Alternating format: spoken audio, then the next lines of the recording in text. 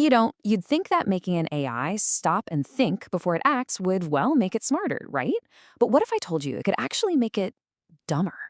Yeah, it sounds completely backwards, but it's a real paradox that's popping up at the very cutting edge of creative AI. So let's dive in and break down how this is even possible. Okay, just take a look at this. An advanced AI was given a pretty simple instruction, right? Take the image on the right and just change that big mountain into Mount Fuji. Simple enough. Well, the image on the left is what it came up with. I mean, it's a total mess.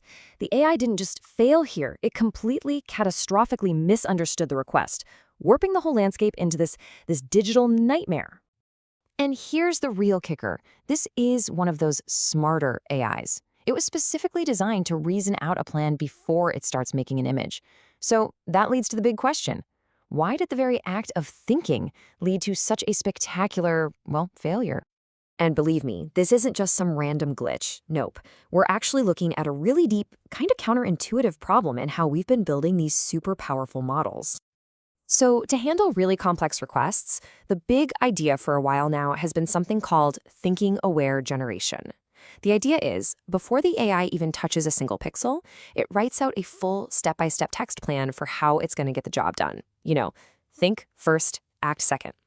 On the surface, it makes perfect sense, right? Well, maybe not. The researchers behind this groundbreaking new model started noticing something was a little off. They put it this way in their paper, and I'm quoting here, "Despite the general effectiveness of incorporating a reasoning process, we observe a counterintuitive and critical phenomenon."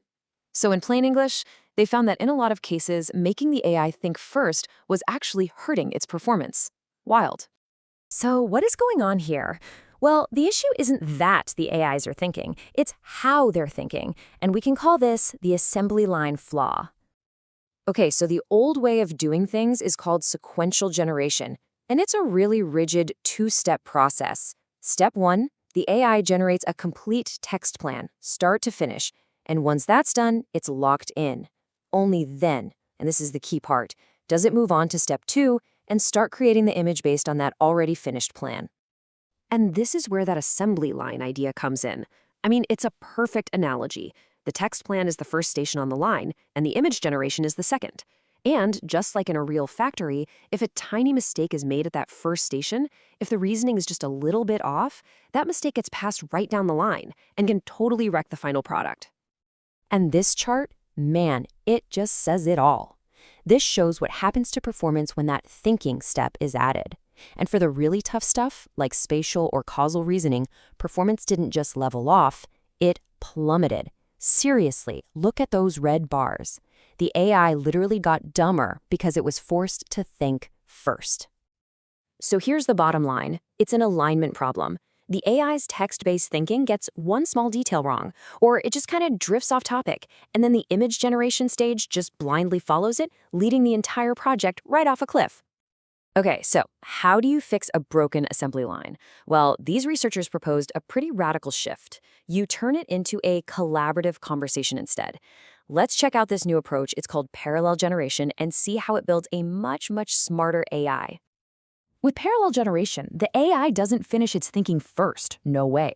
Instead, it develops its reasoning text and the image at the exact same time. They're built together, step by step, which allows the text and the visuals to constantly check in with each other and make corrections all the way through the process.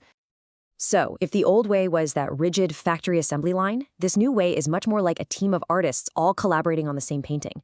They're talking to each other, right? They're making adjustments on the fly, making sure that the big idea and what's actually showing up on the canvas are always, always perfectly in sync. And the coolest part is, we could actually watch this conversation happen. So the prompt here is pretty simple. Change the cow into a unicorn. And in this super early step, you can see both the image and the AI's internal text plan, they're both just fuzzy and incomplete. It's basically just visual noise and a bunch of masked out words. But then look what happens about halfway through. As the text starts to fill in and clarify key details, you can see words like horn and flowing popping up. The image starts to transform and align with that text in real time. They are literally evolving together. And boom, by the final step, the text plan is fully written out and the image is complete. And because they were refined together, the result is totally coherent, it's accurate, and it perfectly matches the original prompt. No more of those bizarre landscape warping mistakes. But wait, how do you actually teach an AI to work like this? I mean, it's a whole new ballgame. It requires a completely different way of training, one that rewards the creative process, not just the final picture. So this new technique is called parallel reinforcement learning, or ParaRL, and it's actually really clever.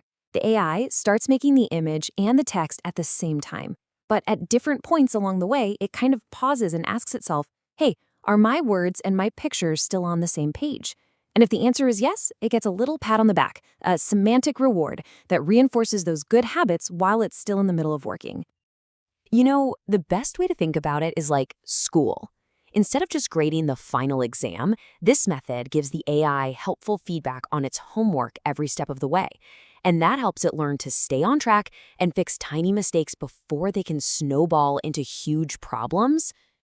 All right, so the theory sounds awesome, but, the proof is in the pudding. Does this whole conversational step-by-step method actually work out in the real world? Let's check out the payoff and see the results for ourselves. Okay, check this out. This is a great example. The prompt was super simple. Make the cake on the left look like it's melting. Now, on the right is what one of those older sequential thinking AIs came up with. And it is bizarre. I mean, it understood the word melting, sure, but it completely missed the context of what a melting cake is supposed to look like. But now, look at the result from the new MMaDA-Parallel model. It's perfect. Because the text reasoning and the image grew up together, it totally got the concept of melting within the context of a chocolate cake. And the result is exactly what you'd hope for. And listen, this isn't just about a few pretty pictures here and there. We're talking hard data. On a new benchmark designed to test this exact problem, the parallel method showed a whopping 6.9% improvement in alignment. That's the connection between the AI's thinking and its final image, over the previous best model.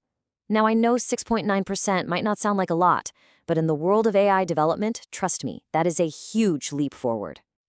Which really brings us to a fascinating final thought here.